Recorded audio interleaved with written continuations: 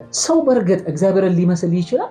የተጠራንበት ትልቁ ነገር የልጁን መልክ እንድንመስል በዚህ ጨለማ ዓለም ውስጥ በማያምነው ዓለም ውስጥ ያንን መልክ እያንጸባረቅን እንደ ብርሃን ልጆች መታየት ነው።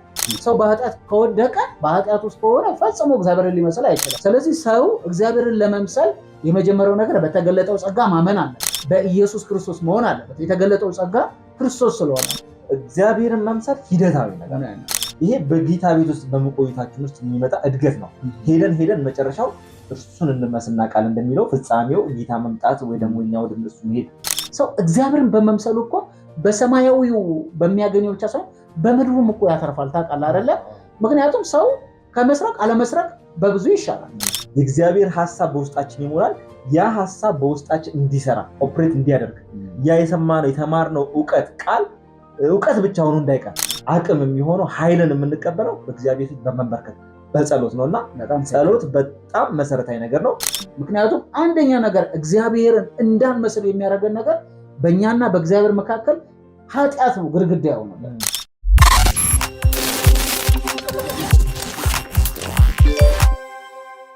ሰላም፣ የጌታ ጸጋና ሰላም ይብዛላችሁ። ይሄ የጌታ ቲዩብ ነው። ስለ ጌታ ስለ ኢየሱስ ስለ ማዳኑ የምናወራበት የምንነጋገርበት የጌታ ቲዩብ ነው። ለዛሬም ይዘን ወደ እናንተ እንድንወያይበት የመረጥነው ርዕስ እግዚአብሔርን መምሰል ማለት ምን ማለት ነው የሚለውን ከእናንተ ጋር እንወያይበታለን። ይሄ የጌታ ቲዩብ ነው። ተመለስን ስንመጣ ውይይታችንን አብረን እንቀጥላለን። የጌታ ጸጋና ሰላም ይብዛላችሁ።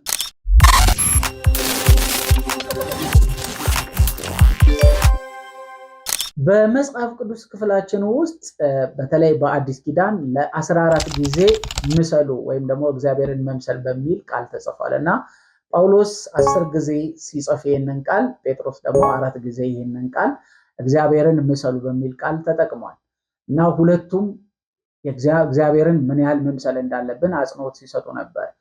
እግዚአብሔርን መምሰል ማለት ግን ምን ማለት ነው? ጆ እግዚአብሔርም በመልካችንና በአምሳላችን ሰውን እንፍጠር አለ። ስለዚህ ሰው በእግዚአብሔር መልክና ምሳሌ የተፈጠረ ነው ማለት ነው። ይሄ ማለት ምን ማለት ነው? ልጄ እኔን በሚመልክበት ፊታዊ ገጽታ ሳይሆን ይሄ ውስጣዊ ማንነትን የሚገልጽ ነውና እግዚአብሔር መምሰል ሲባል የእግዚአብሔርን ባህሪ መገለጫ ሆነን መፈጠራችንን የሚያሳይ ነውና ለምሳሌ በአዳም ላይ ብንመለከት የመጀመሪያው ሰው እግዚአብሔር የሚመስልበት የነበረው አንደኛው በቅድስና ነው። እግዚአብሔር ቅዱስ ነው። ስለዚህ ይህ የተፈጠረው ሰው የእግዚአብሔርን መልክ በቅድስና ይገልጻል ማለት ነው። ነገር ግን በኃጢአት ምክንያት የሰው ልጅ በመውደቁ የተነሳ ይህንን የእግዚአብሔር መልክ አጥቶታል። ስለዚህ የመጀመሪያው ሰው አዳም ይህንን መልክ ሲያጣ፣ ሁለተኛው አዳም ጌታችን መድኃኒታችን ኢየሱስ ክርስቶስ ደግሞ በዚህ ዓለም በስጋ በተገለጠበት ወራት ፍጹም እግዚአብሔርን መልክ የገለጠ እግዚአብሔር ትክክለኛ የባህሪው ምሳሌ ሆኖ የተመላለሰ አምላክና ጌታችን ነው። ስለዚህ እኛ ሰዎች ልክ ይህንን መልክ የእግዚአብሔርን መልክ እንድንገልጥ አሁን በዚህ ጨለማ ዓለም ደግሞ ይህንን መልክ እያበራ እንድንሆን የእግዚአብሔር ቃል ያዘናል። እግዚአብሔርን የሚመስል በምድር ላይ ተገልጦ ያየ ነው ልጁ ኢየሱስ ብቻ ነው። በዕብራውያን ምዕራፍ 1 ላይ እንደተጻፈው የባህሪው ትክክለኛው ምሳሌ የክብሩ መንጸባረቅ የተባለው ጌታ ኢየሱስ ብቻ ነው። ነገር ግን አሁን በአዲስ ኪዳን ያ ነገር ሆኖልናል፣ የልጁን መልክ እንድንመስል። ምክንያቱም ልጁ በብዙ ወንድሞች መካከል በኩር ይሆን ዘንድ ደግሞ አስቀድሞ የወሰናቸውን እነሱን የልጁን መልክ እንዲመስሉ ወስኗል ስላለ በአዲስ ኪዳን ይሄ ተስፋ አለ። ሰው በርግጥ እግዚአብሔርን ሊመስል ይችላል። ሰው የተፈጠረበትም ዓላማ ይሄ ነው። ሰው መጀመሪያ ሲፈጠርም የእግዚአብሔርን መልክ በምድር ላይ እንዲገልጥ ነው። በእግዚአብሔርና በሰው መካከል ትልቁ ግድግዳ የኃጢአት ግድግዳ ነው። ስለዚህ ሰው ከኃጢአት የተነሳ በእግዚአብሔር ላይ ከማመፁ የተነሳ ሰው ወድቋል። ስለዚህ በሱ ላይ ስልጣን ያለው ኃጢአት በሱ ላይ ስልጣን አለው። በጨለማው ስልጣን ስር ያለ ሰው የራሱን ፍቃድና የጨለማውን ስልጣን የሚያገለግል ሰው ነው። ስለዚህ በራሱ ላይ አቅም ያጣ ሰው ሆኗል ማለት ነው። ስለዚህ የሰው ልጅ በራሱ አቅምና ጉልበት ለእግዚአብሔር ፍቃድና ሐሳብ ገዛት መታዘዝ አይችልም። የፍቅር ሰው መሆን አይችልም። ትሁት መሆን አይችልም። ኦሬዲ በክፉ ስለተያዘ የክፉ ሐሳብ ኦሬዲ በሱ ላይ ኃጢአት ስለሰለጠነበት ያንን ባህሪያቶች መግለጥ አይችልም። ስለዚህ ሰው ከእግዚአብሔር ጋር በኃጢአት ምክንያት ተለያይቷል። ስለዚህ አንድ ሰው ንስሐ ገብቶ በክርስቶስ አምኖ በክርስቶስ ደም ኢየሱስ ታጥቦ ነጽቶ መቀደስ መቻል አለበት። ይህ እስካልሆነ ድረስ ሰው በራሱ አቅምና ጉልበት በኃጢአት ምክንያት እግዚአብሔርን መምሰል የሚባለው ነገር በህይወቱ ላይ መለማመድ አይችልም ማለት ነው። በጣም ትክክል። እዚህ ኤፌሶን ምዕራፍ 2 ላይ ያለው በበደላችሁና በኃጢአታችሁ ሙታን ነበራችሁ። ስለዚህ ሰው ሙት እግዚአብሔር ነገር ለመንፈሳዊ ነገር ሙት ነው። ስለዚህ ሙት የሆነ ሰው ደግሞ ምን ብሎ እግዚአብሔር ሊመስል ይችላል? በእነርሱም በዚህ ዓለም እንዳለው ኑሮ በማይታዘዙት ልጆች ላይ እንዳለው አሁን ለሚሰራው መንፈስ አለቃ እንደሆነ በአየር ላይ ስልጣን እንዳለው አለቃ ፈቃድ በፊት ተመላለሳችሁባቸው። በእነዚህም ልጆች መካከል እኛ ሁላችን ደግሞ የስጋችንና የልቦናችን ፍቃድ እያደረግን በስጋችን ምኞት በፊት እንመላለስ ነበር ያለ ሰው። ስለዚህ የራሱን ፍቃድና ምኞት የሚፈጽም ከሆነ እግዚአብሔርን ሊመስለው አይችልም። የአዳም ትልቁ ስህተት እኮ ምንድን ነው? እግዚአብሔርን ከሚመስልበት ነገር የወጣበት አንዱ ምክንያት የግል ፍቃዱንና ምኞቱን የፈጸመው። ምክንያቱም አትብላ የተባለውን በላ። ስለዚህ የግል ፍቃዱን ነው። እግዚአብሔር አትብላ ነው ያለው፣ ትእዛዝ ነው።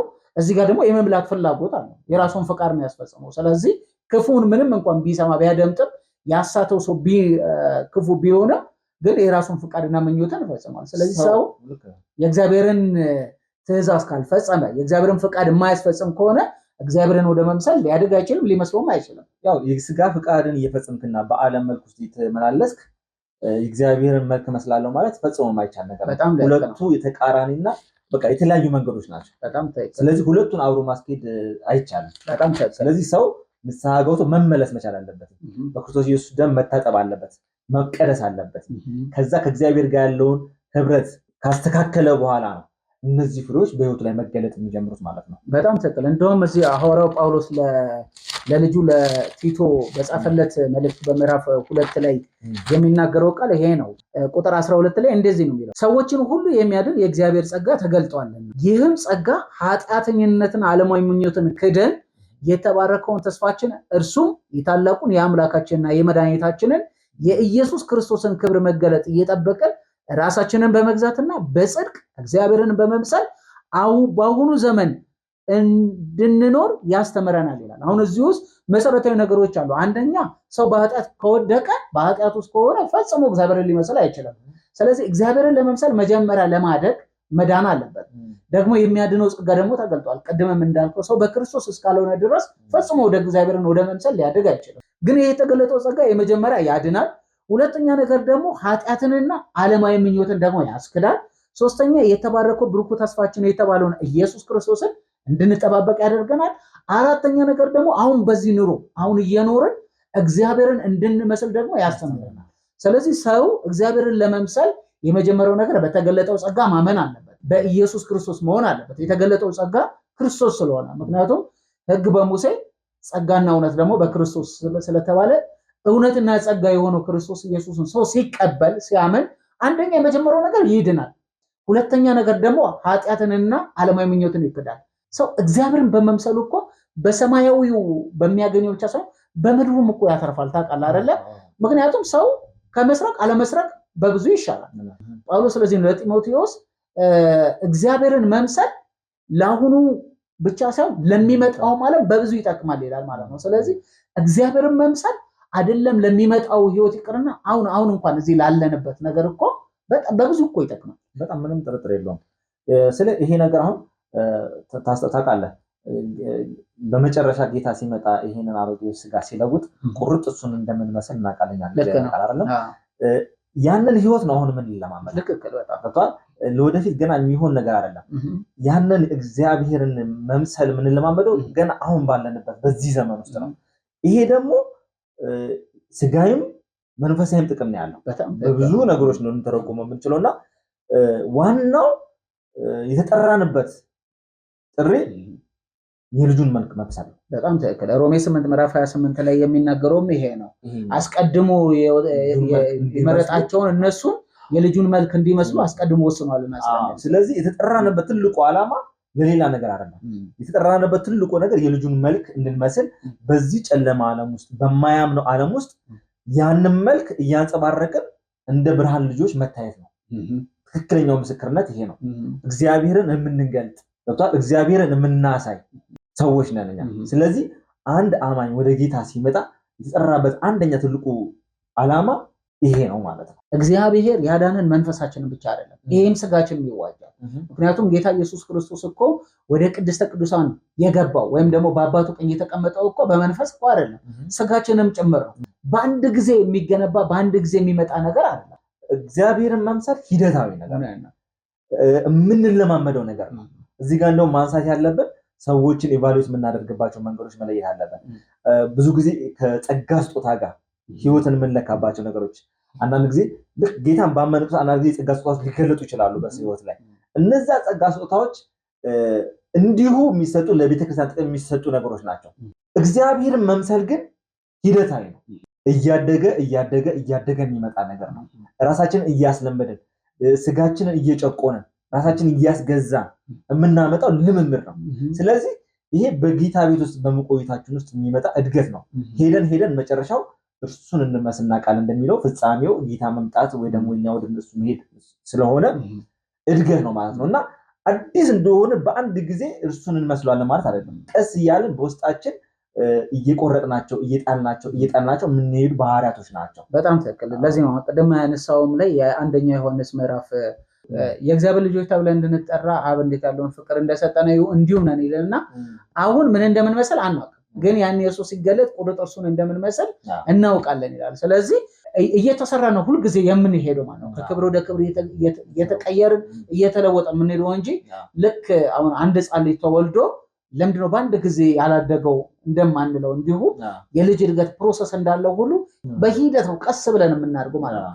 በዚህ ውስጥ ግን የእግዚአብሔር ጸጋ ይረዳናል። ምክንያቱም አንደኛ ነገር እግዚአብሔርን እንዳንመስል የሚያደርገን ነገር በእኛና በእግዚአብሔር መካከል ኃጢአት ነው፣ ግድግዳ የሆነ። ምክንያቱም ኃጢአት እኮ ሳይገባ በፊት እኮ አዳም እኮ ንጹህ ነው። እንደውም ሮሜ ምዕራፍ 7 ላይ ጳውሎስ ከህግና ከጽድቅ ጋር ባለው ክርክሩ ውስጥ ህጉ ሳይመጣ በፊት እኮ እኔ እኮ ጻድቅ ነበርኩ ንጹህ ነበርኩኝ አለ። ግን ህግ ሲመጣ ግን በመሃል ላይ አትብላ የሚለው ህግ ሲመጣ ግን ምን ሆነ?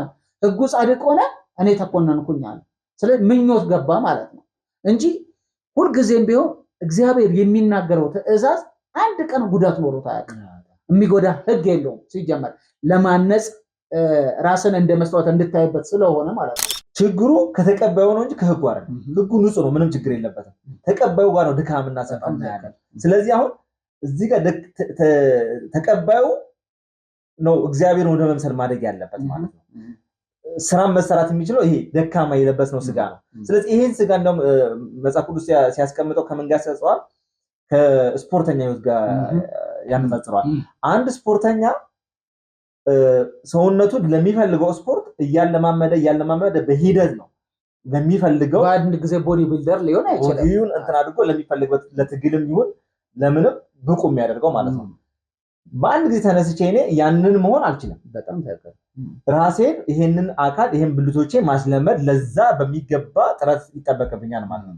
እግዚአብሔርን ማምስመድ ወይ ደግሞ እግዚአብሔርን መምሰል የሚለው ነገር ልክ ከዚሁ ጋር ያያዛል። እለት እለት እየተለማመድ ነው የምንመጣበት ሂደት ነው። ከዛ ነገር ጋር ተያይዞ መቀመጥ አለበት እንጂ ይሄ ደካማ ስጋ ይሄ ያልተዋጀ ስጋ በጣም ብዙ ድካምና ስንፍና ያለበት ነው። ህጉን ለመፈጸም እግዚአብሔርን ፍቃድና ሐሳብ ለመፈጸም ብቁ አይደለም። ስለዚህ ጸጋው ይደግፈናል፣ ግን መለማመድ የሚባለው ነገር መምጣት አለበት። እግዚአብሔርን መምሰል ፕሮሰስ ነው እንጂ በአንድ ጊዜ የሚመጣ ነገር አይደለም። ልጅነት ነው በአንድ ጊዜ የሚሰጠን። ሰው ጌታ ኢየሱስን በተቀበለበት ቅጽበት የእግዚአብሔር ልጅ ይሆናል። ነገር ግን እድገት እግዚአብሔርን መምሰል ግን ፕሮሰስ ነው። ለዛ ግን ምን ይረዳናል? የእግዚአብሔር ጸጋ ይረዳናል። ምክንያቱም ኃጢአት ነው እግዚአብሔርን እንዳንመስል የሚያደርገን እንቅፋት የሚሆንብን ነገር። ኃጢአትን ደግሞ ልናስወግድበት የምንችልበት ነገር ደግሞ ጸጋው ተሰጥቶናል። ንስሐ እንድንገባ እድሎች አሉ ማለት ነው። ሁልጊዜ በዛ ራሳችንን እያሳደግን እግዚአብሔርን ወደ መምሰል እንሄዳለን ማለት ነው። እየተከታተላችሁ ያላችሁት የጌታ ቲዩብን ነው። ተመለሰን ስንመጣ የመጨረሻውን ርዕስ ወደ እናንተ ይዘን እንቀርባለን።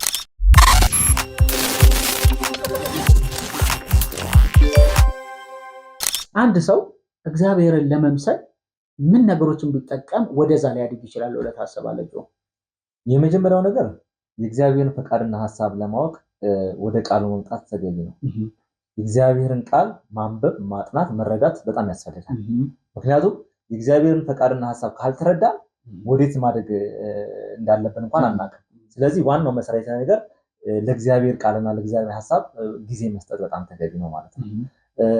መንፈስ ቅዱስ በእኛ ውስጥም እንዲሰራ የሚያደርገው በእኛ ውስጥ የእግዚአብሔር ቃል ሙላት ሲኖር እንጂ የእግዚአብሔር ቃል ሙላት በሌለበት ሁኔታ መንፈስ ቅዱስ አስማት አይደለም ገብቷል። እኛን ልውጥ የሚያደርገን በውስጣችን ያለውን ቃል ነው የሚያሳስበን የሚያስተምረን።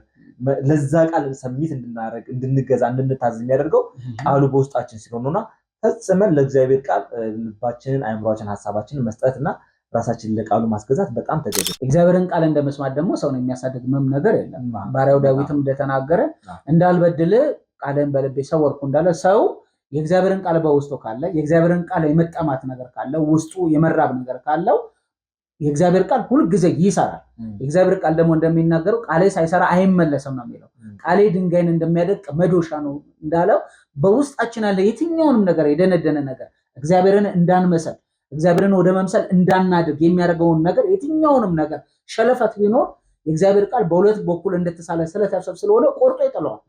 የእግዚአብሔር ቃል ድንጋይን እንደሚያደቅ መዶሻ ስለሆነ የትኛውም በውስጣችን ድንድን ብሎ የተቀመጠ እንደ አለት ጠንክሮ የተቀመጠ እግዚአብሔርን እንዳንመሰል እንቅፋት የሆነብን ነገር አፍርሶ አድቆ ያወጣዋል። ስለዚህ የእግዚአብሔር ቃል ደግሞ ሁልጊዜም በመረዳት ያለብን ከሰማን በእምነት በሆነ መስማት ከሰማን ሳይሰራ አይመለስም። ምክንያቱም ዝናብ ከሰማይ ወርዶ ምድሪቱን ሳያረሰርስ ፍሬም ሳትሰጥ እንደማይመለስ እንዲሁ ቃሌ ሳይሰራ አይመለስም ስላለ የእግዚአብሔርን ቃል መስማት ከቃሉ ጋር መሆን አንደኛውና አንደኛው እግዚአብሔርን ወደ መምሰል የሚያሳድገን ነገር ነው። የሚገርም ማለት ነው። በዚህ አንዳንድ ጊዜ ሰዎች ማደግ ይፈልጋሉ፣ መለወጥ ይፈልጋሉ፣ ግን ለእግዚአብሔር ቃል ምኞት ብቻ ይሆናል። ምኞት ነው አላቸው፣ ግን ለእግዚአብሔር ቃል ትኩረት ሳይሰጡ ታያለን። ጌታችን መድኃኒታችን ኢየሱስ ክርስቶስ ራሱ እኮ ሐዋርያቱን እኮ መጀመሪያ መንፈስ ሲሞሉ እኮ 3 ዓመት ተኩል መጀመሪያ አስተምረዋል።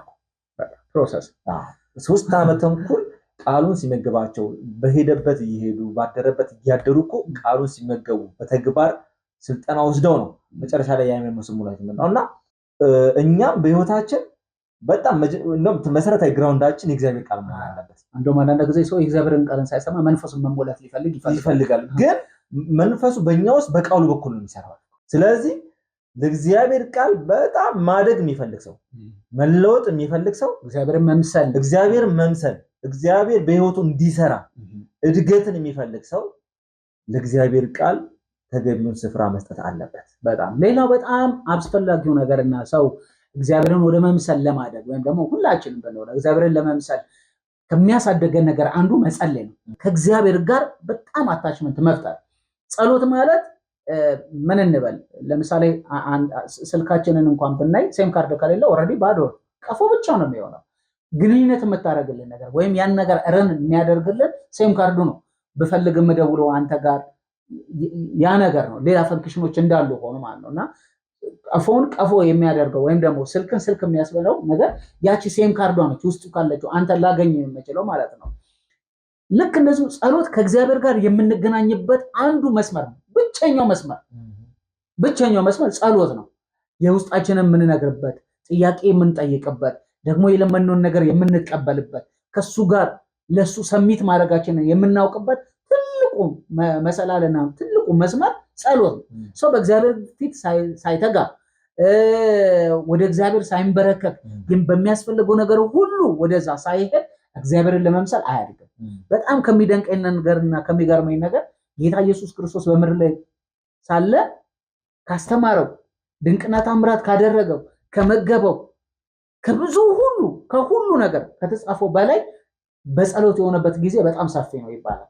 እና ምን ያህል ጸሎት ለአንድ መንፈሳዊ እድገት ወይም ደግሞ እግዚአብሔርን ለመምሰል ማደግ እፈልጋለሁ ወይም ምሰሉ ስለተባለ እሱን ለመምሰል ለሚንደረደር አንድ አማኝ ጸሎት አንድ ትልቅ መሳሪያ ነው። እውነት ነው።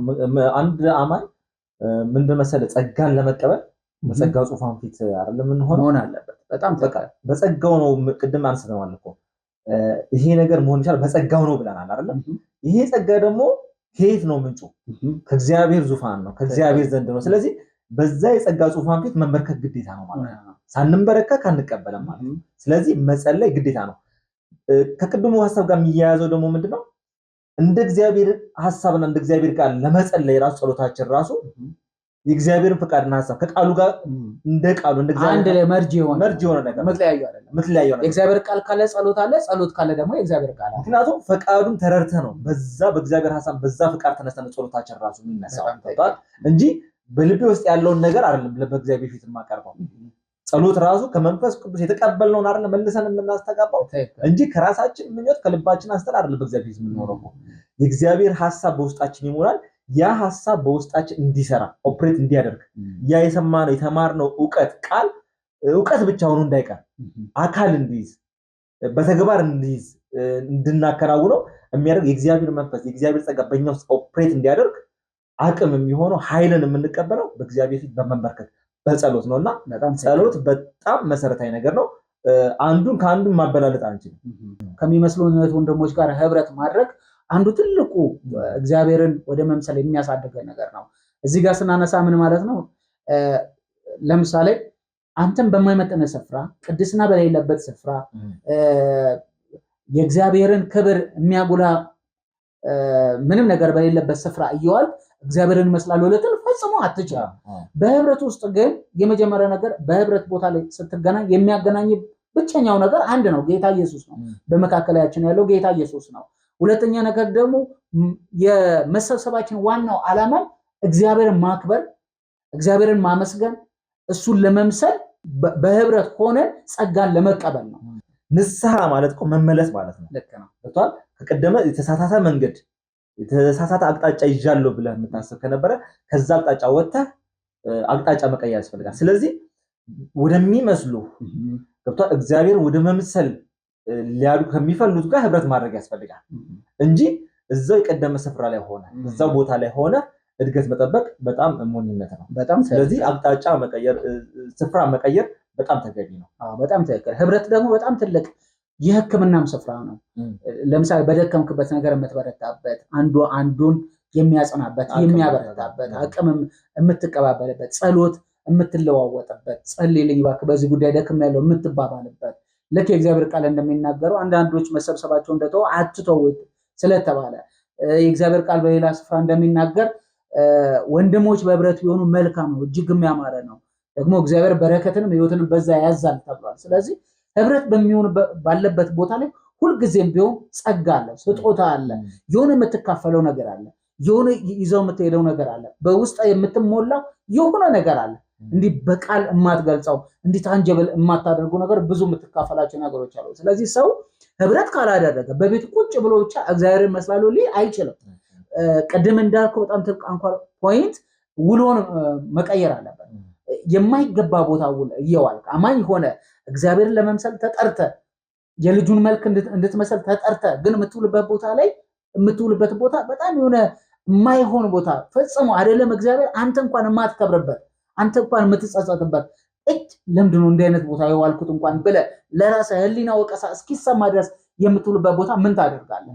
ህብረት ያለበት ቦታ ላይ ጌታ ኢየሱስ ክርስቶስ በክብር ስሙ ከፍ ከፍ የሚደረግበት የሚዘመርበት እግዚአብሔር በጣም በሚመለክበት ቦታ ነው እንጂ መሆን ያለበት ባልባሌ ቦታ ላይ ይሆን እግዚአብሔርን ለመምሰል መጣል ፈጽሞ የማይሆን ነገር ነው። እዚህ ጋር ምን መሰለህ ማንሳት ያለብን ሰዎች ነን። ክርስትናታችን አፕ ኤንድ ዳውን ይኖረዋል። እንደክም እንችላለን በተለያየ መንገድ። አይተህ ከሆነ ጳውሎስ በተለያየ መንገድ ቅዱሳንን ጸልዩልኝ ይላቸዋል። ገብቶሃል? ተደጋግፈን ነው ጉዞውን የምንጓዘው ገብቶሃል እንጂ ብቻችንን የምንጓዘው ጉዞ አይደለም። ስለዚህ የቅዱሳን ህብረት አንዳችን ስለ አንዳችን እንጸልያለን፣ አንዱ ስለ አንዱ ይተጋል። በድካም በኩል እኔ አንተን ታግዘኛለህ፣ እኔ አንተን አግዝሃለሁ። የምንደጋገፍበት በጣም ብዙ ነገር አለ።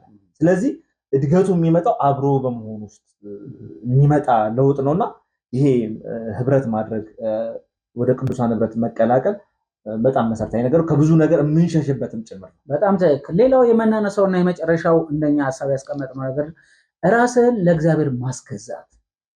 ይሄኛው እንዴት ታያለህ? ይሄ ጌታችን መድኃኒታችን ኢየሱስ ክርስቶስ በመስቀል ላይ እንደሞተ ይሄኛ ስጋ እኛ በመስቀል ላይ አብረን መቸንከር ግድ ነው። ፔን አለው። ፈቃዳችንን ምኞቶቻችንን ካልገደልን እግዚአብሔር መምሰል የሚባለው ነገር በህይወታችን መገለጥ ለሁለት ለሁለት ጌቶች መገዛት የራስን ጌትነት ኖሮ እንደገና የራሳችንን ፈቃድ የእግዚአብሔርን ፈቃድ አብሮ ማስኬድ አይቻልም። ስለዚህ የስጋ ፈቃዶቻችን ምኞቶቻችንን ሰቅለን አስገዝተን ነው ለእግዚአብሔር ሐሳብና ፈቃድ መገዛት እንችላለን። ስለዚህ እንደውም ትልቁ መሰረታዊ ጉዳይ ምንድነው? ራስን ለእግዚአብሔር ፈቃድና ሐሳብ ማስገዛት። ከዛ በኋላ ይሄንን አካላችንን ለእግዚአብሔር ሕያውና ቅዱስ መስዋዕት አድርጎ ለእግዚአብሔር ማቅረብ ተገቢ። በጣም ተገቢ። ከዛ በኋላ በዚህ ማንነት ውስጥ ነው እግዚአብሔር ስራ መስራት የሚጀምረው ማለት። በጣም ትክክል። እኛ ባልተገዛንበት ፈቃዶቻችን ገና ባልሞቱበት ሁኔታ ውስጥ እግዚአብሔር በእኛ ውስጥ ኦፕሬት ሊያደርግ አይችልም። እግዚአብሔር የእኛን ፈቃድ ይፈልጋል። በጣም እንደውም ጌታ ኢየሱስ ክርስቶስ በአንድ ስፍራ ላይ ካስታወስክ የተናገረው ነገር ምንድን ነው? ብትወድ ይህች ጽዋ ከእኔ የተለፍ፣ ግን የእኔ ሳይሆን የአንተ ፈቃድ ይሁን። ይሄ ትምህርት መውሰድ አለበት። በህይወታችን የራሳችንን ፍቃድ ልናስገዛ የምንፈልግባቸው ብዙ ነገሮች ሊኖሩ ይችላሉ። እንደውም ቅዱስ ጴጥሮስ በአንደኛ መልእክቱ በምዕራፍ 1 ከቁጥር 18 ጀምሮ እስከ 21 እስከ 19 እና 20 ድረስ ባለው ነገር ላይ የሚናገረው እንዴት ነው? የተገዛችሁት ከአባቶቻችሁ ከወረሳችሁት በከንቱ ኑራችሁ በሚያልፍ ነገር በብር ወይም በወርቅ ሳይሆን እንደ በግ ደም በክቡር በክርስቶስ ኢየሱስ ደም እንደተዋጃችሁ ታውቃላችሁ ይላል። ስለዚህ እኛ ተገዝተናል ማለት ነው። የተገዛ ሰው ደግሞ የራሱ ፈቃድ የለውም። ምክንያቱም እኔ የእግዚአብሔር ባሪያ ነኝ ካልኩኝ ባሪያ የራሱ ፈቃድ የለውም። ሁሉን ነገር ለገዢው ነው ለአስተዳዳሪው የሚያስገዛው። የራሴን ፈቃድ አላደርግም። ስለዚህ ሁልጊዜም ቢሆን ወደ እግዚአብሔርን ለመምሰል እንዳናደግ ከሚያደርገን ነገር አንዱ ከእግዚአብሔር ፈቃድ ይልቅ ለእግዚአብሔር ከመገዛት ይልቅ የራሳችንን ፈቃድና የራሳችንን ስሜት ስለምንገዛለን ነው። ስለዚህ ለእግዚአብሔር ራስን ማስገዛት እግዚአብሔርን ወደ መምሰል ከሚያሳድግ እንደውም አንዱና ትልቁ ነገር ይመስለኛል። ምሳሌዎችን ማንሳት እንችላለን። ለምሳሌ አሁን ከታዛዥነት ፍቅርን በተመለከተ አሁን ጠላቶቻችሁን ውደዱ ተብሏል አይደል? ጠላትን መውደድ የራስን ስሜት በጣም መገደብና ራስን መቆጣጠር ያሳያል። ከባዱ ነገር ራስ ጋር ትግል ነው። ግን ይሄን የታዘዘ ነው። ራስን አስገዝተህ ስለ ራስህ ያለህን አመለካከትና እይታዎች መለወጥ ይፈልጋል እና ራስን ዝቅ ማድረግና የራስን ስሜትና አስተሳሰብ መግዛት ያስፈልጋል። ወይ ደግሞ ሌላ ተጨማሪ ምሳሌ ብናይ መስጠት፣ በልግስና መስጠት የሚባለው ነገር ስትሰጥ በጣም የራስ ፍላጎቶችና ምኞቶች በጣም የተንቦረቆቁ የሆነ ሰው ከሆንክ መስጠት አትችልም። የመስጠት ልቡም ሊኖር አይችልም። ግን ፍላጎቶችና ምኞቶቻችን የምትገድብ ሰው ስትሆን ግን ያለህን ነገር ለማካፈል አቅም ታደርጋለህ። ስለዚህ ሁል ጊዜ እግዚአብሔርን ፈቃድና ሐሳብ ወይ ደግሞ እግዚአብሔር ባህሪያቶች በአንተ መገለጥ አለባቸው ብለን ካሰብን ስሜቶቻችንን የራሳችንን ፈቃድ መልካምም ቢሆኑ ገብቷል። መልካም የሆኑ ነገሮች እንኳን ሊሆኑ ይችላሉ። እንግዲህ ኃጢአትና ርኩሰት የሆኑ ነገሮች ላይሆኑ ይችላሉ። መልካም የሆኑትን እንኳን በቃ ልንተዋቸው ሊያስፈልግ ይችላል። ስለዚህ እግዚአብሔር ብለህ ልንተዋቸው ትችላለህ። ስለዚህ በጣም ራስን መግዛት ሊጠይቅ ይችላል። ራስን ለእግዚአብሔር በጣም ማስገዛት በጣም ይፈልጋል። ይሄ ደግሞ በልምምድ ነው፣ በአንዴ የምናመጣው አይደለም። ከትንሽ ነው የምንለማመደው። መስጠትም ከሆነ በትንሹ እያስለመደው እያንዳንዱ ነገር እኮ በህይወታችን እኮ አስለምደው ነው አይደል? አካላታችን የብዩቶቻችን በጣም ብዙ ነገሮች ለምደዋል። ይሄን እዚህ ውስጥ አእምሯችን ውስጥ ያለውን ነገር በአንድ ቀን እድሜያችን 30 ዓመት ሙሉ ሲጠቀጠቅ የመጣ ነገር ብዙ አለ። ገብቷል? 30 ምናምን ዓመት ሙሉ ሲሞላ ይመጣል። ይሄን ነገር በአንድ ቀን ማረጋገጥ ሳይሆን ተለማምደነው እንደመጣ ነው። ቀስ እያለን መስጠትን የምንለማመደው ቀስ እያለን በመስጠት ብልቶቻችን እያለማመድን በእግዚአብሔር ቃል እየታነጸን እያጠባ መጨረሻ ላይ ያ የሚፈለገው ለውጥ ይመጣል። ስለዚህ ምንድነው ማስገዛት ተገቢ ነው። ስሜቶቻችንን፣ የልብ ፈቃዳችንን፣ ውስጣችን ስጋ ድምፅ አለው ታውቃለህ አይደለም?